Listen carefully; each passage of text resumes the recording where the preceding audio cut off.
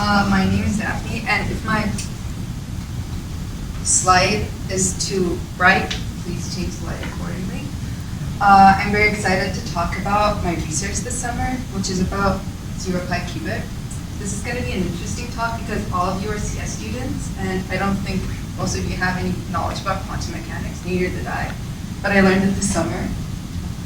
So since my research is a little different, my outline is a little different as well. I will start by explaining what my objective of doing this research is. And in order to explain my future steps in this research, I will go into some background information and different circuit models. So how many of you have heard about anything about quantum or quantum computation? Is it because of Endgame? I hope it's more than that. But anyway, in Endgame, they mentioned about quantum time traveling, which is cool, but that's not what I'm going to talk about today. So I'm an electrical and computer engineering student, and I like circuits somewhat. My objective of doing this research was about a specific circuit, which is called the zero-pi qubit. I want to analyze zero-pi qubit structure, run simulations, and suggest an improvement in current architecture in order for increased feasibility. So I want to talk about what the difference is between classical and quantum computation. In classical computation, we have bits which represent either 0 or 1. And it depends on voltage measurement. So 0 could be 0 volts, mostly, and 1 could be 3.3 volts. In quantum computation, our greatest strength is that theta is represented as a superposition of 0 and 1 states, as you can see here. So this is the notation that we generally use to describe a state. And it depends on the eigenvectors and eigenvalues of the Hamiltonian. I know these are really obscure terms, but I'll try to do my best. In classical computation, we have classical circuit models, whereas in quantum computation, we have superconducting circuits, ion traps, and photonic devices. So what is the Hamiltonian? Basically, when we're talking in the quantum vocabulary, it describes the energy. It consists of potential and kinetic terms. We are also interested in the second postulate of quantum mechanics. You might have heard the famous Schrodinger's equation. It means that let's have a closed box. That would be the closed quantum system. Let's not interfere with it. If we have a state there, and if we know the Hamiltonian, we can describe a future state by this following equation. So we would be able to obtain what the future state would be for any given time t. I know this looks quite scary. I did my best to go into some of the algebra in order to explain a bit. Hamiltonian is basically a matrix. So it's an n by n matrix, a square matrix. And I will run some simulations on this. That's why I gave this example. This Hamiltonian is epsilon sigma z, which is given by here, and delta sigma x, and after all, we get this Hamiltonian. So it just describes the system. States are vectors. So if this is an n by n matrix, it would be an n by 1 vector. In this example, our state 0 is expressed as 1, 0, or 1 is expressed as 0, 1. So the coefficients actually describe the probability of obtaining those states. A squared is probability of obtaining 0, and B squared is probability of obtaining 1. And most of you probably took statistics. Total probability should be equal to 1. So Schrodinger's equation, I wanted to show how we would be able to get the future state. So we just merge all the terms that are related to states on one side, and we push all the coefficients, the Hamiltonian and time, on the other side. We integrate, and therefore we're able to obtain the future state, which is exponential minus I Hamiltonian divided by Planck constant times t times the present state. So this means that future state is dependent on time and the Hamiltonian and the initial state. So I ran this simulation of the following Hamiltonian. We said that let's start with basis 0, and then let's evolve the system from 0 to 4 pi time, and then calculate the probability of obtaining state 0, which is our original start state. If you guys took calculus, you might know that e to the I times anything would is 2 pi periodic, which is exactly what we got. So these simulations were preamble to what I want to do in the future. I want to talk about adiabatic evolution. I know I'm talking a lot of terms. I'm just trying to build it up. So basically, if our Hamiltonian has some coefficient that's time dependent, the equation that I previously showed wouldn't be valid. We would have to evolve it in small amounts of time in order to be able to get its future state. That's what this slide is about. So the thing is, in order for us to evolve our state when delta is equal to 0, our energy gap is quite small. That means the evolution time should be quite high. We were able to evolve a time-dependent Hamiltonian, which means that in this Hamiltonian, the delta is a function of time. But in order to do so, we have to do it in small increments of time. So you're just like, so you're just taking like this tiny step and like kind of like simulating the system, like numerically integrating, yeah. Basically.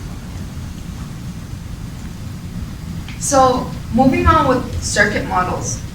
In electrical engineering, LC circuits are pretty popular, and basically it's an inductor and a capacitor. In this circuit, we're interested in the natural frequency.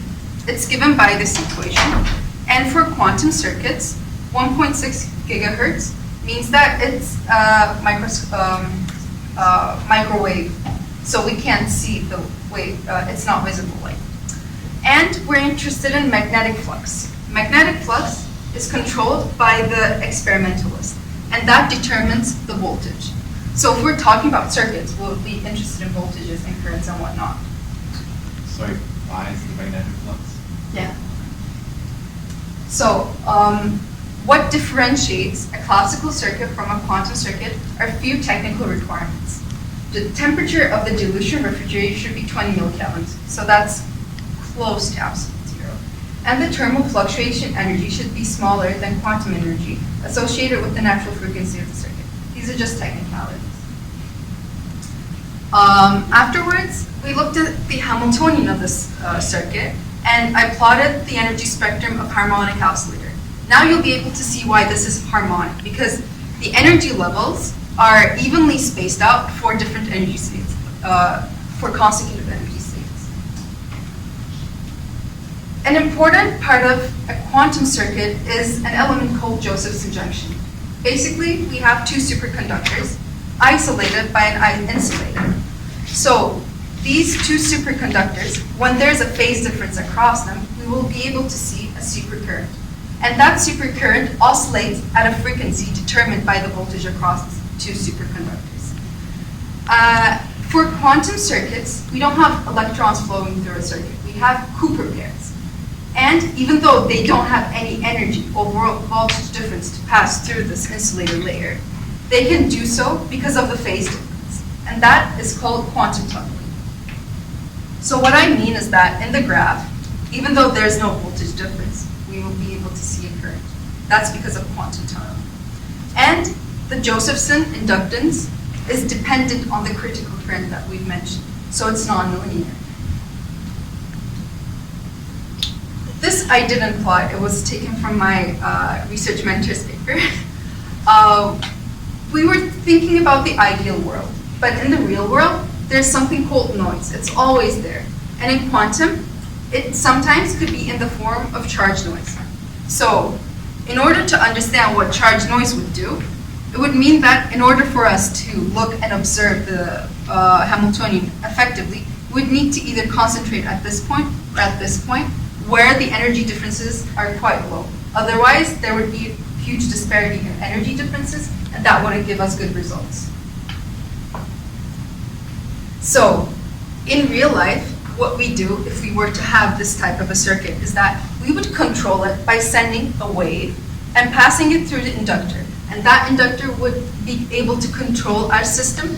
Afterwards, we would read it from from a decoupling capacitor. Because this is basically an LC oscillator, these are 3 Josephson junctions, and this is a coupling capacitor, the circuit we're talking about. So what we want is to be able to maintain our quantum states, which are 0 and 1, or their superpositions. In order for that to happen, 0 should not be able to flip into 1, 1 should not be able to flip into 0. There should be a potential barrier across that. And that's possible with 0 pi qubit. So the history behind 0 pi qubit and why it's called topological protection is because of its symmetry. In this hexagonal structure, we have inductances, and these inductances, one to another, could act as capacitors. That would give the structure. So everything leads to one another. And after this, if we were to look into the smallest part of it, that's symmetrical, and then add inductances in opposite nodes, we'd be able to get 0 pi qubit. And the Hamiltonian of the 0 pi qubit is dependent on three things. There's first the 0 pi part of the Hamiltonian, there's the zeta mode, which we call as the noise, and there's the interaction between zeta mode and 0 pi mode, which we can never neglect. The reason why we call this 0 pi qubit is that we can obtain the energy spectrum when theta is equal to either 0 or pi. And the important point is that we want the energies of 0 and 1 state to be equal, to be able to observe them properly. That's why when flux is equal to 0.5, we're able to get the best results. That's called the sweep point. If you can see, these are the first two states of our system. Afterwards, it's quite localized around this area, but we wouldn't be able to get effective results. So we are mostly interested in the first two states. And I've mentioned that we cannot run away from noise. So in 0 pi qubit, one example noise is charge noise. That would mean that at every node we would have a capacitor and a voltage if we were to replicate it. So what we want to do in the future is to reproduce open quantum system simulation results that I've mentioned before. That means that we would be able to simulate the results in the case that there is noise. These graphs represent how noise affects decoherence. After reproducing these results, we aim to analyze holonomic processes. I've mentioned to you guys about adiabatic processes in which we increment time slowly. Well, if we do that and tune parameters slowly, we can realize protected gates. And after that, because adiabatic processes are hard, we want to apply fast holonomic scheme on 0 pi qubit and simulate the following results. So I would like to thank a few people. I would like to thank Center for Quantum Information and Quantum Control for Summer Prize Scholarship. I didn't know anything, but I've been able to learn a lot. Still, there's a lot to do. I would like to thank my mentors, Professor Alán Aspuru-Guzik and Dr. Thi Ha Kyaw, he's here, for mentoring me and teaching me a lot. And I would like to thank University of Toronto Computer Science and Chemistry departments. I hope I did my best in explaining something that I've learned recently, and I'm open to any questions.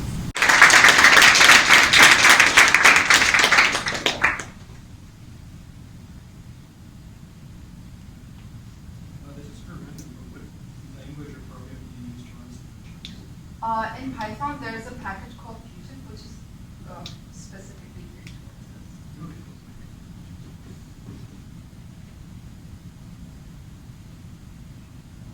In your simulation, like in the integration, do you have to use like a constant step size? Like I guess you're just using like an Euler type method for step qubit dynamics. And running like is that like part of?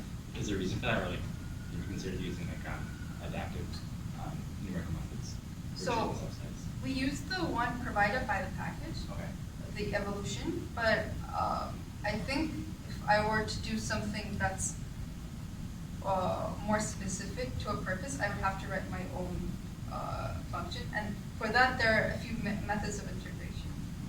So I think that will, I would have to try a few methods for that.